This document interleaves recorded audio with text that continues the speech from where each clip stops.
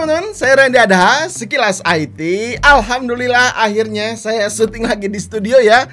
Karena kemarin tuh kita sibuk di Komputek 2025 dan sekarang mau rakit PC gaming, bisa dipakai live streaming, bisa dipakai editing. Wah, keren banget ya. Budgetnya 3 jutaan. Tapi PC-nya nggak semuanya baru ya, teman-teman. Kebetulan stoknya yang ada di studio saya aja. Jadi kalau misalkan kalian nantinya mau PC ini, saya juga rencananya mau jual nih PC ya. Cocok dengan harganya, cocok dengan performanya, cocok dengan kekurangannya, ya gaskin aja gitu. Nanti saya akan simpen linknya di deskripsi. Karena ini videonya tuh lanjutan dari video yang sebelumnya. Saya beli Mobo prosesor 450 ribuan ya, dapatnya Intel Gen 4. Nah, di sini si motherboard dan prosesornya ini masih menggunakan Core i5 Gen 4 ya, 4440 yang 2 minggu yang lalu lah. Kalau kalian belum nonton videonya, boleh nonton dulu, nanti balik lagi ke video ini. Terus untuk komponen sisanya, ini tuh sebetulnya baru, terutama untuk power supply-nya. Kenapa pilihannya pakai XPG Pylon? Padahal kan harganya mahal. Terus rakitan PC-nya juga ya nggak terlalu mewah-mewah banget ya. Yang pertama alasannya karena saya tuh nggak ada lagi power supply-nya.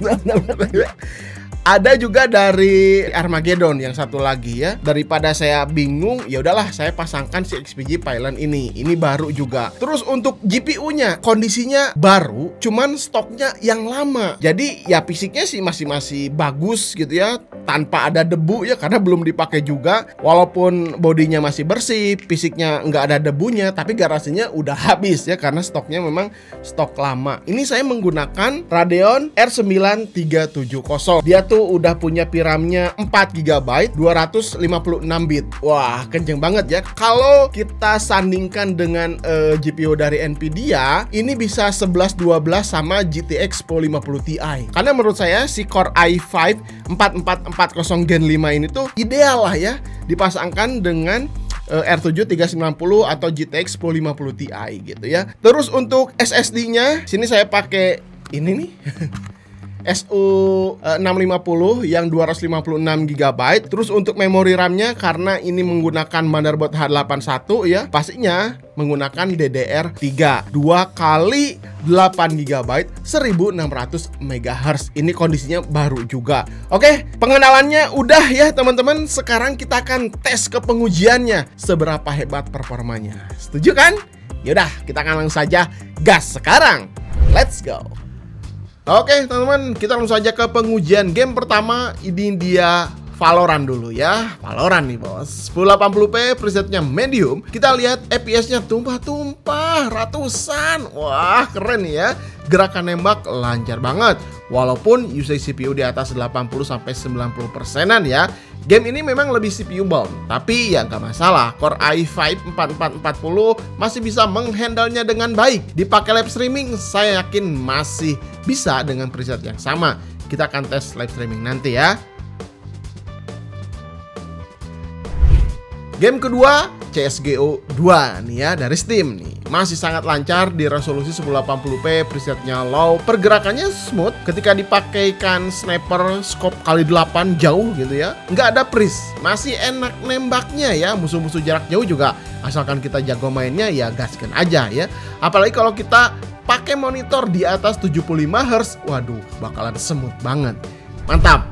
Game ketiga, kita akan coba game yang lebih berat. Ini dia Spider-Man Remaster. Resolusinya sama 1080p, tapi presetnya kita paling kiri, low.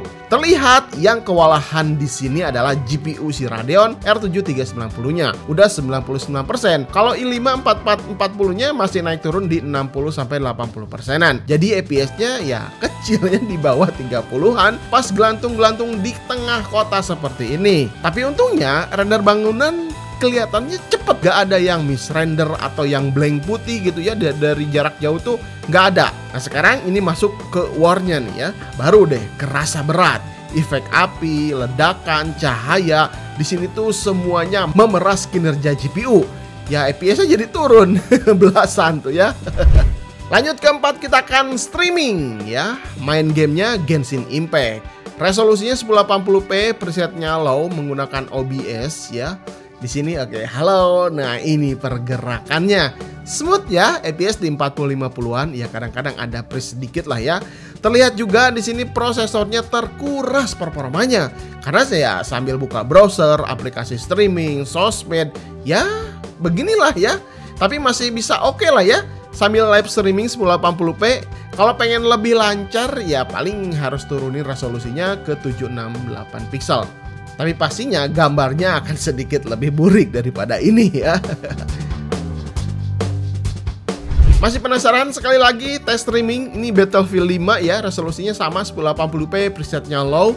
Masih enak ternyata teman-teman, walaupun FPS-nya 3040.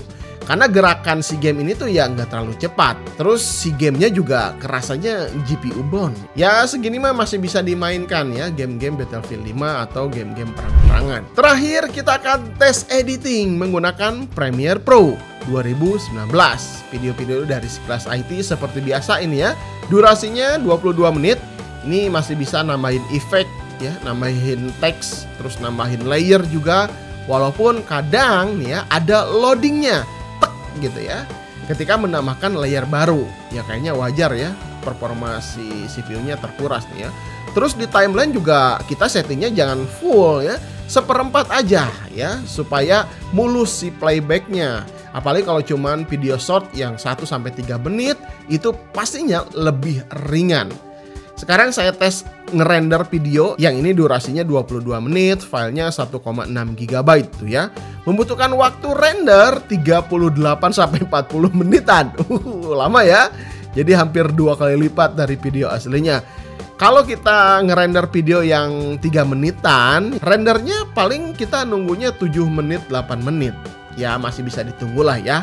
Gimana menurut kalian? Kurang atau udah cukup? Alhamdulillah, gimana setelah tadi melihat performa si PC putih ini, budgetnya kalau saya totalkan ya dengan harga baru aja ya, semuanya baru kecuali motherboard dan prosesor, ini tuh sekitar 3.019.000 ya, 3 jutaan lah kurang lebih ya. Cuman karena si GPU-nya ini ya udah nggak ada garansinya, walaupun si kondisinya bagus, nanti saya juga jualnya nggak harga baru ya, harganya second murah. Nanti aja kalian bisa cek kalau misalkan stoknya masih ada, saya akan simpen di deskripsi.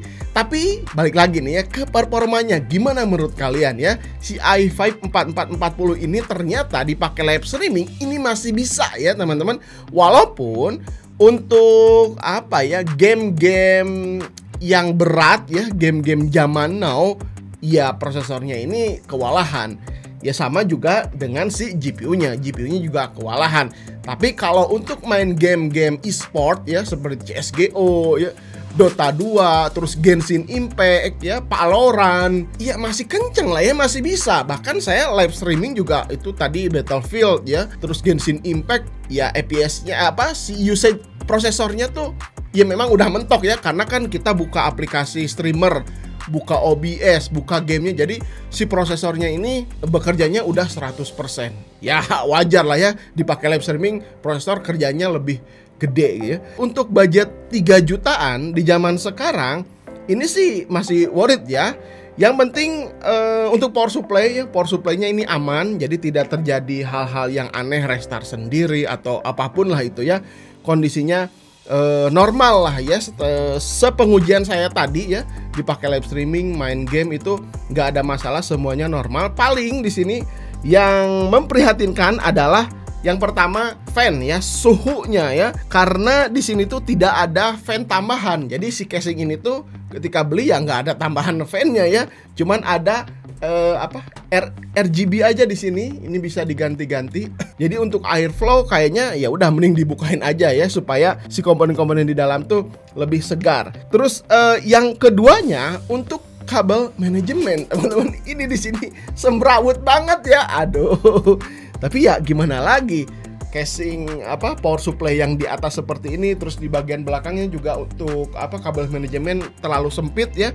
Akhirnya si kabel-kabelnya saya tumpuk di depan kayak gini. Mungkin kalau kalian punya waktu ya ini bisa dirapikan, diberesin ya, supaya nggak terlihat berantakan. Yaitu sih kekurangannya ya. Sisanya sih untuk budget 3 juta udah punya GPU juga ya, terus performa untuk streaming, untuk editing juga tadi walaupun editingnya sedikit agak patah-patah, tapi masih bisa. Apalagi kalau kalian hanya cuman ngeditnya video short gitu ya, 1-2 menit. Saya yakin PC ini masih sangat sanggup ya. Kalau di pengujian tadi kan saya sengaja tuh ya 22 menit dengan resolusi 1080p, file size-nya 1,6 GB gitu ya, gede-gede, tapi itu masih bisa berjalan ya.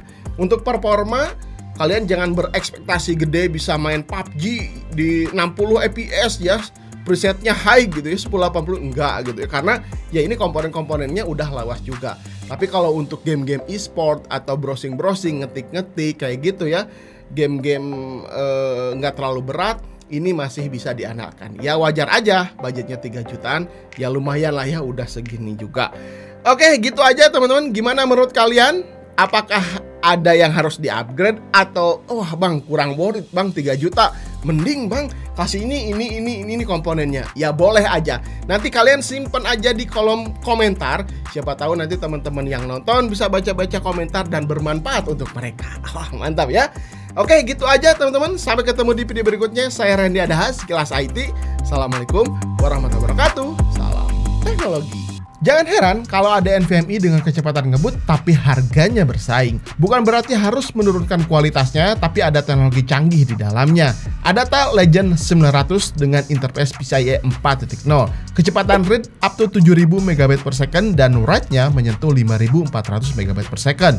Berkat adanya teknologi canggih yang menggabungkan antara teknologi HMB, host memory buffer, dan SLC caching, sehingga biaya produksi lebih ringan dengan hasil kecepatan maksimal. Ketika dilakukan pengujian kristal di SMART, kecepatannya menyentuh 7127 MB/s untuk varian 1 TB yang saya pegang ini, dan tes copy file 100 GB hanya butuh waktu 30 detik aja. Untuk suhu masih adem, hanya di 56 derajat Celcius. Heatsink bawaannya udah cukup membantu, bisa dipakai di PlayStation 5, laptop, ataupun di PC. Garansi 5 tahun dengan harga 900 ribuan. Untuk update harga dan info lengkapnya bisa cek deskripsi.